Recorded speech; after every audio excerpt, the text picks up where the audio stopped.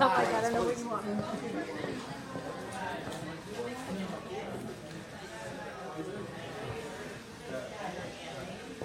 Every once in a while, there's out or something as well. Wait, can we stop? Should I stop? No, it's okay. They always do like a pretty good It's fine, right? I don't want to get hurt. I don't want to get hurt.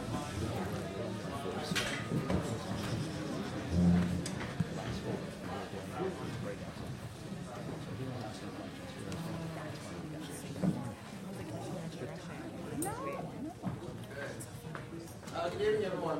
Thank you.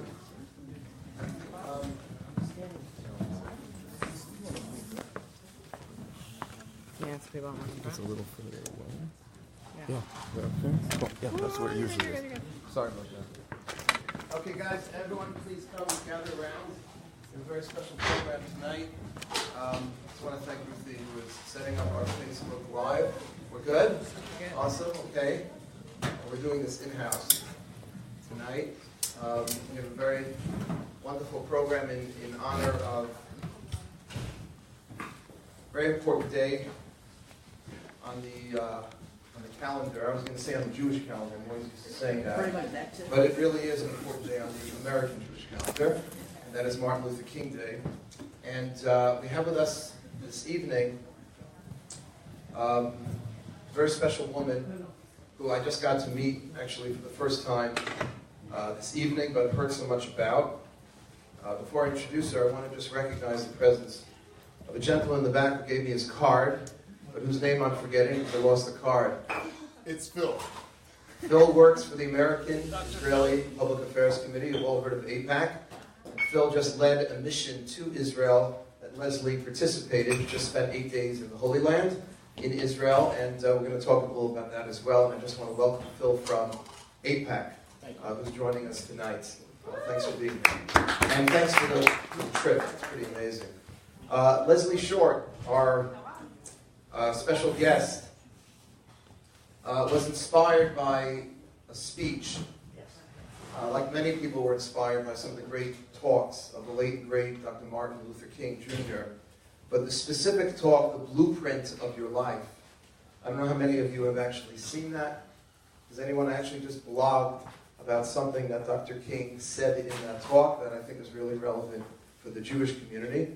And I left some my blog outside if anybody wants to see it. I posted it on my Facebook page. But Leslie's desire to change the world was really inspired by that talk, The Blueprint of Your Life. And I encourage you to go online tonight when you get home. Google Martin Luther King Blueprint. It'll come right up. Leslie works not only in the business sector, but as a chaplain with the New York Chaplain Task Force. She's also the owner of KIM Media LLC and runs Blueprint & Co., which is an executive business co-working space curated by Damon John of Shark Tank. You might recognize him. Yeah, pretty cool. In 2003, she was honored by Ebony as the Outstanding Woman in Marketing and Communications, and by Today's Black Woman magazine with the Today's Black Woman and New Day Associates Award.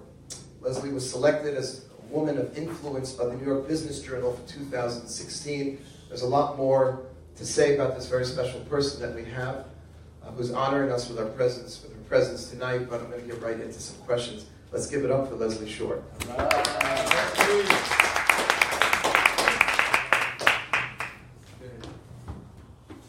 You're right with your clip there? Yes. Okay. First thing we have to do. Are you running for president? Is that true? I read today. You know. I'm gonna leave that to open. You're good with the water. Would you like a little wine? See, trouble. What's I'm that? starting trouble I already. just Israel was a great trip. Best food, Did best they take wine I've ever had. Do they take any wineries? They're great wineries. I don't know if you had We time. may have driven through, stopped by one. Okay, so welcome. Thank you. Thank you for being here. It's really an honor. Thank you. Could you tell us a little about your upbringing, your background, your journey? I was born in New York. I have this sister older sister, who I think I'm the older sister. You know how that goes. Both of my parents, I call them my lunatics. They are amazing. I was chosen at the age of 7 to be trained as a classical ballet dancer. And from that age on, I pretty much danced until I retired in my later 30s. I danced with the Joffrey Ballet, Pennsylvania Ballet Company. You know, at the age of 7, once I was accepted in, when they took me to the audition, they said, don't be surprised you don't get in. They don't usually take little black girls to train as ballet dancers. Now, that meant nothing to me at the age of 7. My 53-year-old self goes, wow, what was that to say to a 7-year-old? But, so it starts then. You know, I remember one of my teachers saying that she had to change in the bathroom because she couldn't change with the other little girls because their parents didn't want them to touch. Those stories from day one for me was like, then I have to do better. I must do better. And so I always knew that I would dance. It was something that I never doubted, though I had 6th grade teachers that told my parents, don't send her to school like she's dressed going to a fashion show. Don't tell her that she's going to dance. Those are bad dreams to have. And prove them all wrong. You know? But at the age of 4, the day Martin Luther King was assassinated, I always loved the newspaper and reading. We were on the train. So my mother tells me the story because I obviously don't remember. And I was flipping through the paper, and I looked at the man sitting next to me on the train, and I said, this was a really bad day. Martin Luther King was assassinated. And the man looked at my mother and was like, oh my God, does she read? And my mother's like, no, she just listens to the news, and this is the day that she's hearing everyone, and she's picking up on it. And so I don't know. Do you subconsciously just kind of go, this is wrong? Do you be blessed enough to be chosen to be trained as a dancer, and you've told me stories of what you can't do? But I always had parents that told me what I could do anything I wanted to do, just be the best at it. Wow. That's a great message. Thank you. Tell us a little about the influence of this speech that Dr. King gave. So it's, in the reverse, is your life's blueprint. And it really determines that you don't allow someone else to determine what you will be. You don't allow someone else to tell you where you're going. If you can't walk, if you can't run, you walk. There is no reason why you can't decide what you want to do for you. No one else is allowed to put that label on you. And we are a society that allows people to label us. My label is I'm a child of God, and that's all I have to prove. Past that, take me as I am. Some days are better than others. And so to hear someone in that day and age, when there were still fires and lynchings every day, that was after he was stabbed in the chest with the pen. If he had moved, he would have died.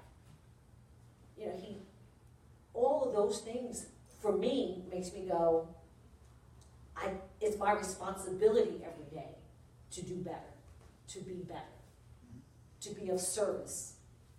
That is why we're put here, to be of service. So, like I said, every day is not a great day. Being of service could be opening a door for someone, smiling at someone, saying you have a cute pair of shoes on. That could be of service, giving of yourself for one moment. Now, it's taken me a long time to get there, but it's something that's very important. And that speech really said, no matter how you move, just keep moving. And the name of my company is KI Media, to keep it moving media. That's awesome. Were there any other kind of experiences of racism that you or your family?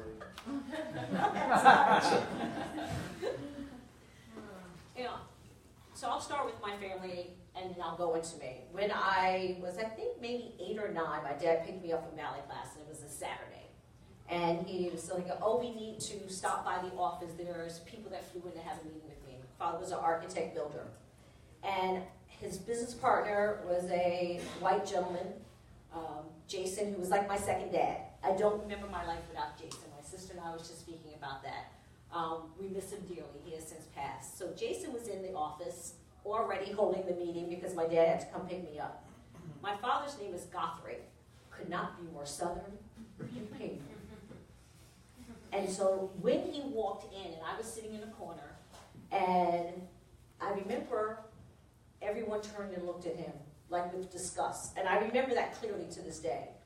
And my father's very powerful, walks in. I am my father's daughter. He's going to the head of the table. Gentlemen, happy Saturday, da-da-da. Oh, no, you don't sit there. We're waiting for Guthrie.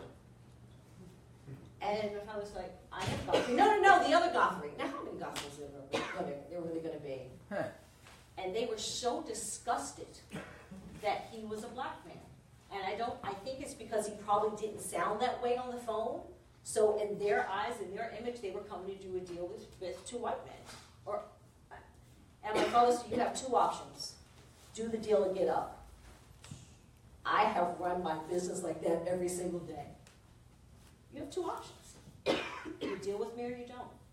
So when I was doing the Nutcracker at 14, I was told to stop smiling because my teeth was going to mess up the lights.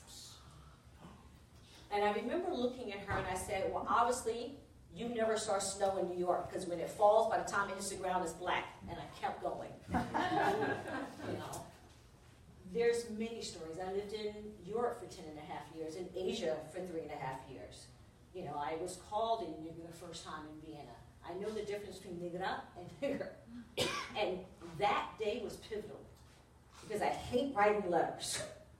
And I wrote a letter every day back to America. Because I said, they were building up a post office.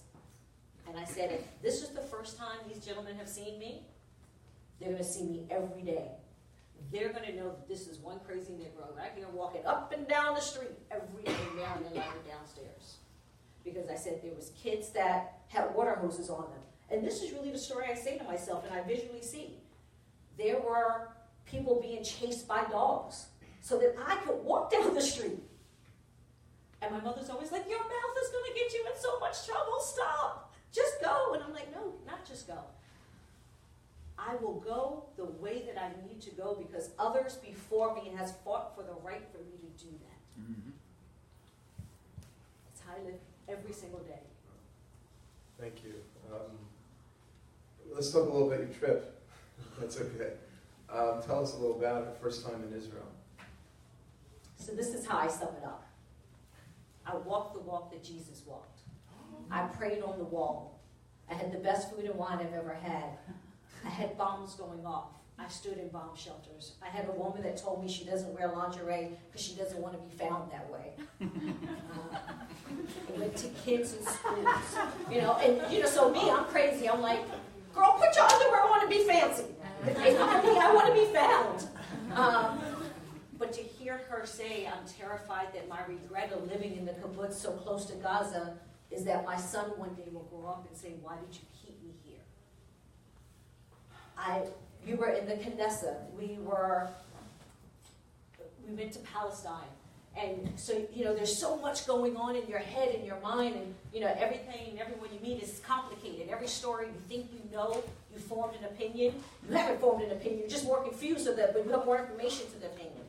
And, you know, I felt the safest I've ever felt. And going to Palestine, you have a little bit, you know, you always say you don't have judgment. Let's be honest, we all have judgment. But I met 3 amazing women that were there running their business. They want what we want. The right to have our families, the right to walk, to work, to have liberties. That's all we all want. So I walked away going, dear God, it's complicated still. But I've always been an advocate of Israel. It was almost like going home for me. I felt comfortable. I felt home. And at the same time was when the President of the United States was about to make the announcement. And I remember sitting and speaking, we were being briefed, and we looked at the gentleman that was briefing us, and we said, what will happen tomorrow if this announcement's made? And he said, blood will be shed. But he did it without skipping a beat. That's reality. It's a different reality. But loving and kind people that I met. And yes, there's bomb shelters, and yes, there's a bomb room in every house. And yes, there's an amount of love and respect and religion and culture. So that's my trip to Israel. Awesome. This was a APAC delegation, by the way, that Leslie went with, and I'm sure there must have been a lot of other interesting people. 18 of us. Wow, that's awesome. That's great. There's just on the same topic, I have a quote here from Dr. King, who once said in a video, "The whole world must see that Israel must exist and has the right to exist, and is one of the great outposts of democracy in the world." Why do you think Dr. King was such a friend and supporter of Israel? Because we don't have that many friends and supporters sometimes. So, we're huge fans of Dr. King for many other reasons, but this just, sort of the cat's meow for us. Well, why do you think he was so supportive? And I can only guesstimate. I'm going to assume that he understood the struggle. The Israelis went through the Holocaust as African Americans in slavery and having a culture wanting to be dismantled and wiped out because of hatred. I think it's jealousy, but okay, hatred. He understood that and sympathized with that, I believe. And he saw survival after, which brought hope. And that's what we have to hold on to. So I really believe there was that connection of you can survive, you can get through this, there is hope. That's beautiful. So on that's, how do you think our communities can work better together? Because we have this shared, they say that misery loves company. So we've got some shared misery, I guess, at different times in our history, of course. How do you think we can work together better as minorities? I'm going to say communication. There's got to stop being this crab in the barrel syndrome. Mine, this is mine, this is mine, this is mine, and I'm going to hold on to this. You don't hold on to what you don't have, and you don't grow unless you expand. So I think it's really about sitting down. At the end of the day, I think everyone wants to have a loving family, whatever that family looks like. It's not always about blood. It's about who can walk your path along with you, who has the same spirit that you have, who has the same outlook that you have. We need to stop saying them, they, and those, and saying we and us.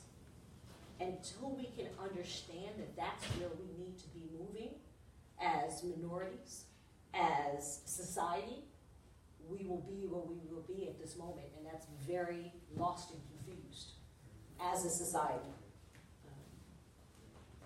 What is your feeling about, let's say today, moving into some of the, I guess, remnants of bigotry and racism and any segregation that you still see or racial injustice that you still see today? What, if you could maybe label, some of that for us and tell us a little what you think should be done or what should be different to confront it today.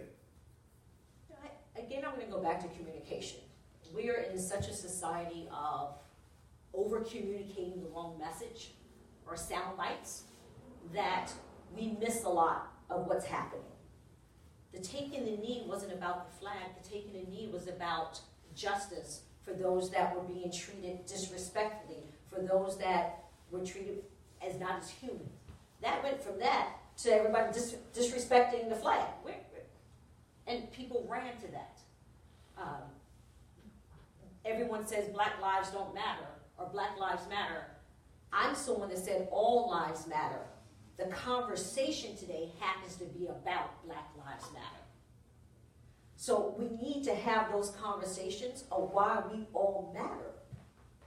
And then we need to teach our children, again, that it's not them and those, but it's hard to say them and those when they're running from them and those because they're scared to be down the street of a uniform. Years ago, you saw a uniformed police. What did you do? That's the person you went to friend with. Today, you run and you put your arms up and you go, don't shoot. That video of that little girl in that car with her mother going, Mommy, don't cry, don't move. Mommy, don't cry, don't move. They're going to shoot us. That is heart-wrenching to me because that's what we're teaching, because that's what they see. So until we start, we as a whole, white, black, yellow, green, purple, I don't care if you got one leg or one good two leg, I don't care what it is, until we as people understand humanity and that each of us has a place here, we're not going to get past that. See, because I still can't go to 28th Street here in New York City and buy flowers in a flower market. Because there's people that don't believe a black girl has $30,000 to spend on flowers for events. So it's something as tiny and as simple as that, to walking into a store at France and not being able to touch a sweater, because I guess I'm going to turn all the sweaters black. And so instead of getting mad, I've been in that store every day, and I touched every single sweater. She had to refold every sweater. So we can't get mad. I don't have the right to get mad anymore. I'm tired of being mad. So I come here. I make an effort. I speak to everyone. Anyone that knows me, and I will speak to anyone. Because everyone matters. And everyone has a story. So it's our responsibility to take a moment and hear it. We're not going to get past it, otherwise. We have become a society that it's okay to say whatever you think. And it's okay to go ahead and label. It's not okay. It's not okay. It's not okay to get on the bus the day after the president and tell an old black woman, don't you belong at the back of the bus? We won. Who's we? Because see, here's the issue. We all have to win at some point. And when it's going to be at different levels, and like I'm not Pollyanna. This is not, there's no thing is equal. It's just the reality of the world. But what's equal within your world? How much are you going to tolerate? When do you stop the joke? When you say, not cool to say that. Because until we start doing that, here, all of us, it's going to continue. We can't disengage. We need to engage in whatever way that is. I'm not a marcher. I'm not the put on the paint, women power, boom, boom, boom, boom. But was I at the White House? Was I at the UN standing for women and girls empowerment? Absolutely. I'm going to sit on panels. I'm going to talk. I'm going to try to change some policy. I'm going to do that. Others are marching. I love that. We need it all. There is no one right way. So whatever you're comfortable with of changing the tone of conversation, that's what we need to be doing at this moment. That's great, thank you. What, I'm gonna, guys, think if anybody has any questions, I'm gonna finish up in a minute, but I just have one or two more. This is amazing. Your family's experience in the civil rights movement, can you speak to that a little? I think it's more, they were living. They were surviving. They weren't marchers. My dad was in the Army. He had a choice to be a pro ball player, baseball, or take the scholarship to be an architect. At that time, you have a family, and he was like, I had two choices. Most didn't have any. So it was a matter of, they always said to me, it doesn't make a difference what color you are. You like someone, you don't like someone. But I think that's because of what they had to do. My mother was a model, and she had the same measurements as Marilyn Monroe. So she was labeled the black version of Marilyn Monroe, because she wasn't allowed to model anything that was white. I think they went through it in a different way. I think everyone goes through it, but they were born and raised in South Carolina.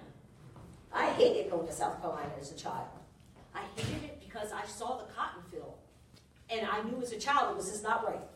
It bothered me to my core. Then I saw the big houses over here, and I saw the shacks over here.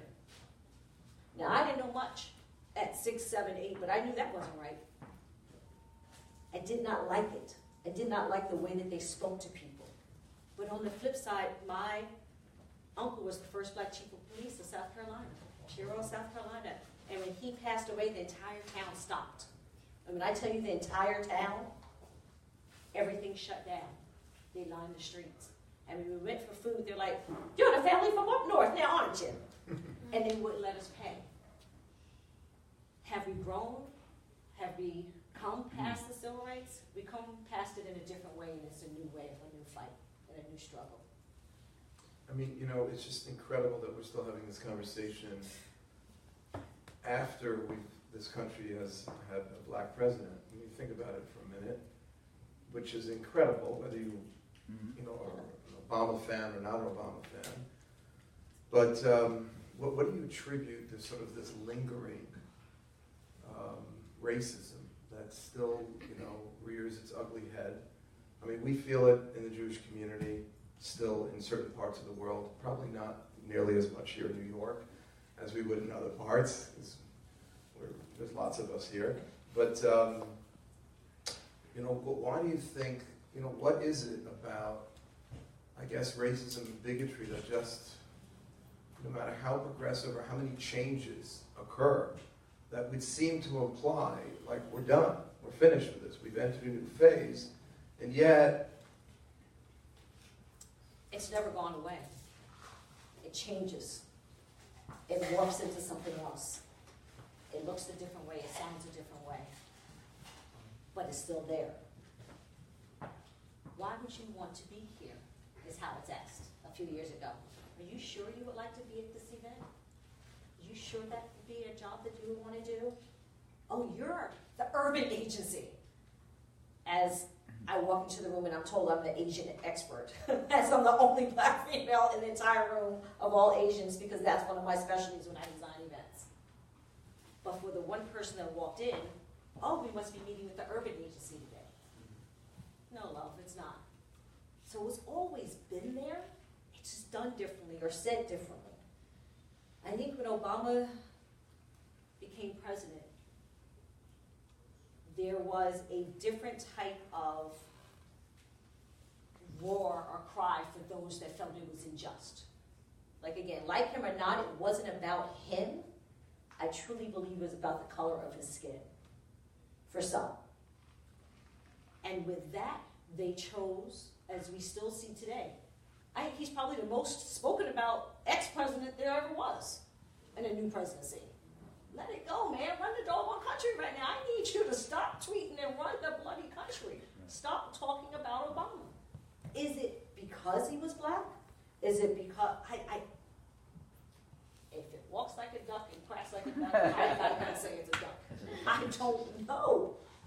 But to hold on to something so negative for such a long time, people have been brewing. It was a celebration for African Americans because they never thought that would probably happen. Let's be honest. Well, I think it was a celebration for all minority groups. You know, the Jewish community in general was thrilled. You know, there are, you know, policy differences, but so in your opinion, you don't after all this time, you think, you know, I guess I'm pressing you to. Is racism still alive and well? Yes, it is. I'll call it yes, it is. We're on college campuses and the noose is being tied around doorstops. Last year, crosses are being burned, churches are being burned, synagogues are being burned. Yes, there is racism and it is alive and well. That's not pressing, that's just a reality. You know, I was in Dallas this weekend and there was the bartender that said, I can't wait to go to Cuba. And this white guy from Dallas, and he's like, I want to experience it, I want to see the cars. And he was very excited. He goes, I'm just starting to travel. And I remember where I was, Dallas, and there was another couple that was speaking, and there was another Caucasian gentleman who clearly said, I don't ever need to leave America. And when he left the bartender, I said, and we would like for you to stay right here. No one else wants you to go to their country either. And there was such disdain in his voice about anything or anyone that wasn't American, and I'm going to assume that kind of maybe looked or appeared or thought like him. You can't change who people are. It's up to me to walk my walk. And if you don't like my walk because I happen to be black, that's not changing. It's not changing. I'm not bleaching, that's not changing. My DNA is who it is. That's on you. That's my opinion. That's on you. That's not on me. Why my mother says I'm always going to get in trouble.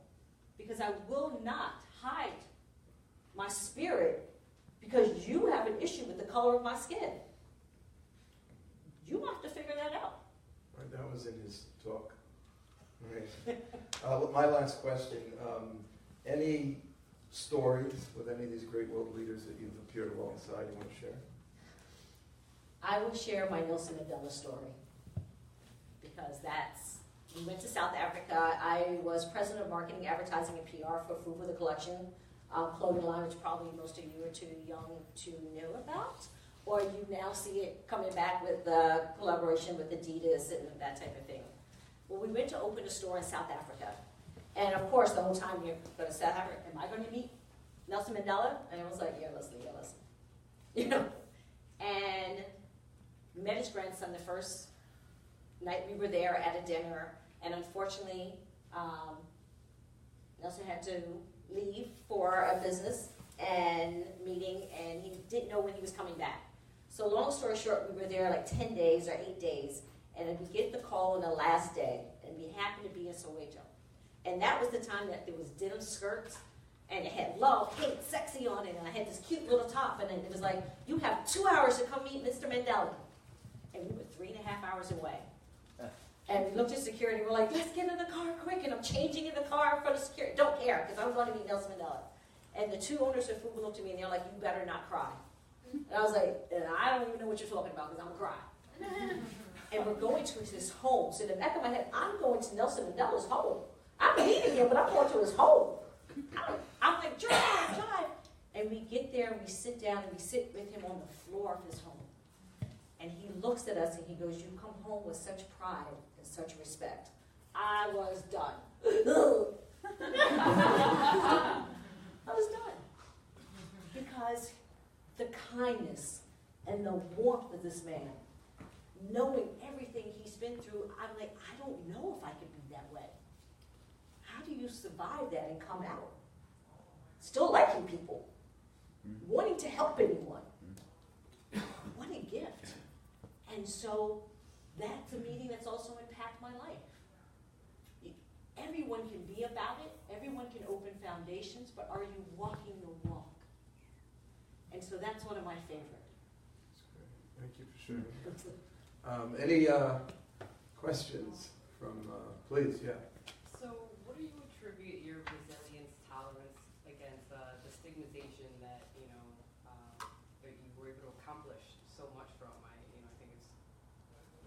I think it's my parents. I don't think, it's my parents. I was taught from early on, you take everyone for face value, how they treat you. Not how they treat your friend down the street or how are they treating you? And never forget, there's someone taller than you, shorter than you, fatter than you, skinnier than you, richer than you, poorer than you. You take every individual as an individual. And you never let anyone decide for you. I did one thing as a teenager, I'll never forget. It was a talent show, which I rarely had a chance to ever do because I was always on tour. And it was at the school, and I was going to, of course, dance. And one of my friends said, oh, I'll bring you the song. And they sabotaged me. They bought me a different song to dance to. I will twirl at anything. Don't worry about that.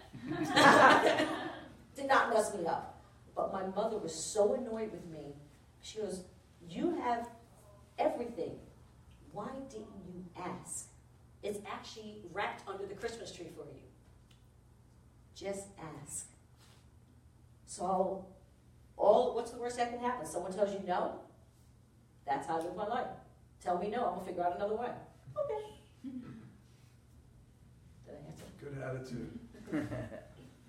Any other questions yet, Tom? Sure.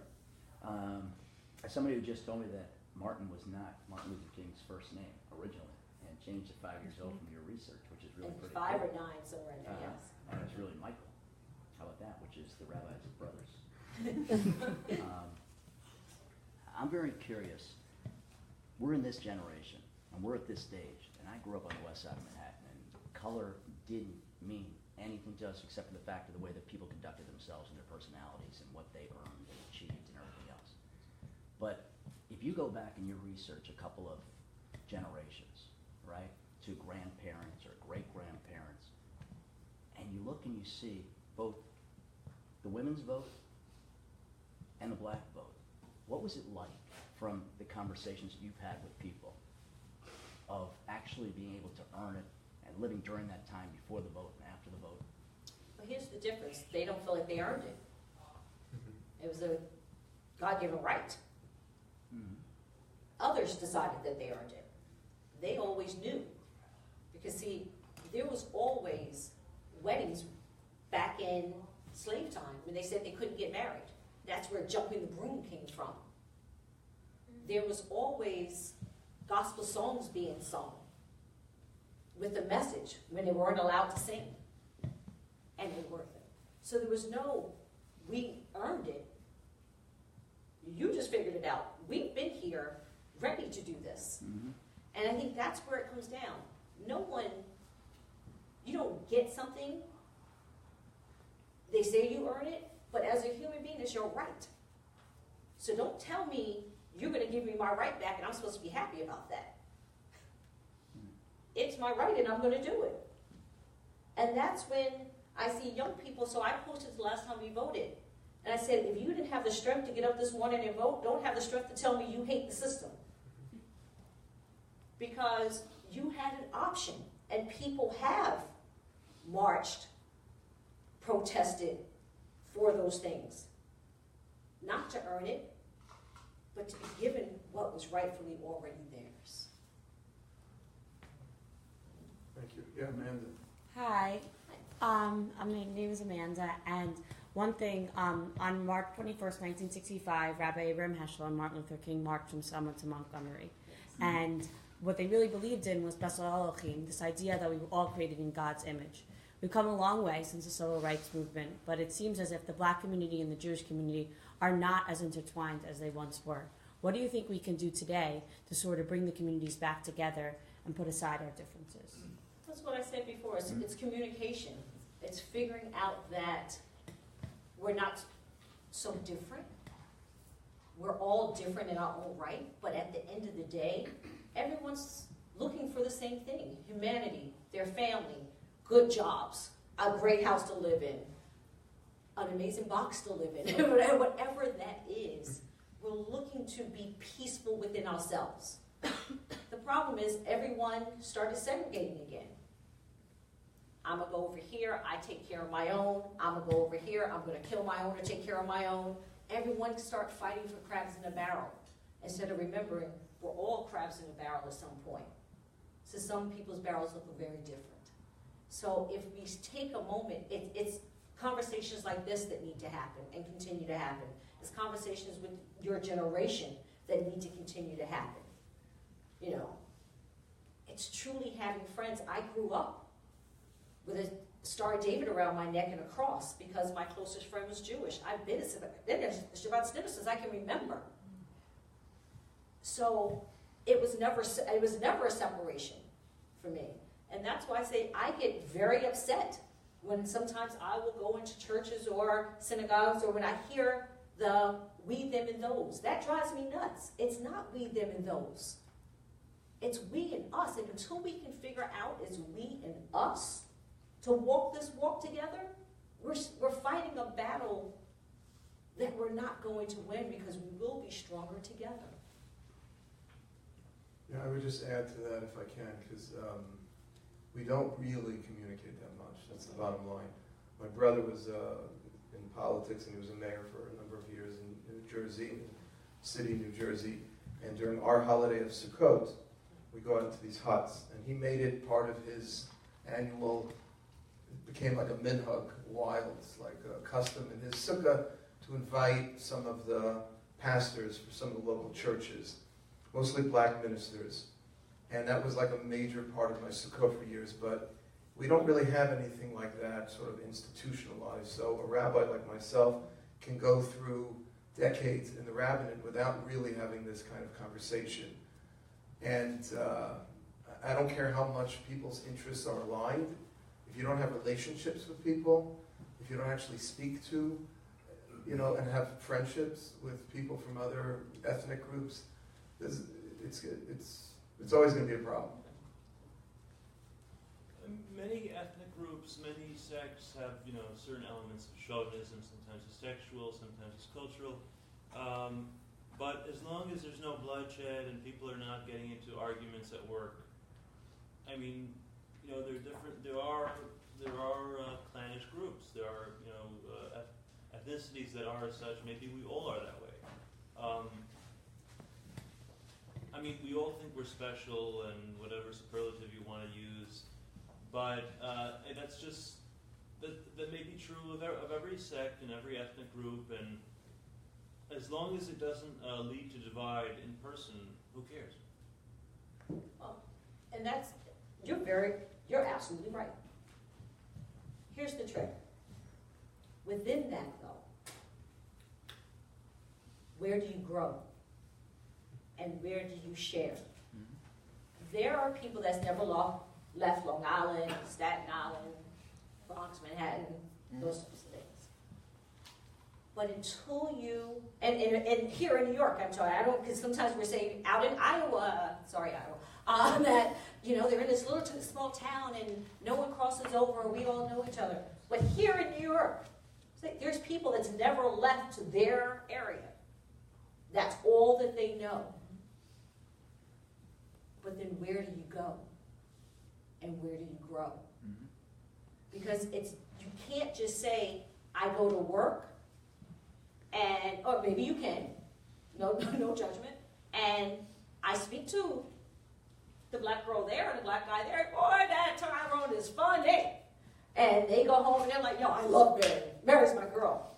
But if you don't ever have a conversation about how you celebrate your holiday, or what you do on Saturday, or what you do on Sunday, the difference of going to the synagogue and to the church and just share even that little bit of information, then you're stagnant.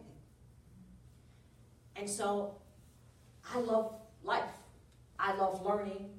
I love going to different countries. I want to experience that. That is my joy. If I'm somewhere too long, I'm like, okay, I gotta go.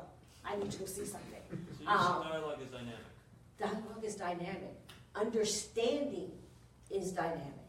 Because I want to know what's happening. Explain to me what you're doing when you go to synagogue. Explain to me why there's an egg and there's this and there's that. I want to know those things. So to have a different type of dialogue with someone that doesn't look like you or from your culture or from your sector can be brilliant. Because see, when we were in the hospital and they had Syrians in there, we were able to see. And I looked at the gentleman, and they were translating, and we said, what story will you be able to tell? What do you think of the people from Israel now? Because they just saved your leg. That's right. And we don't know we don't know what you were doing on the other side. You made it over here to get healed. And he said, kindness. He said kindness. So maybe 5 months ago, 4 months ago, 2 weeks ago, that would not have been the same thing.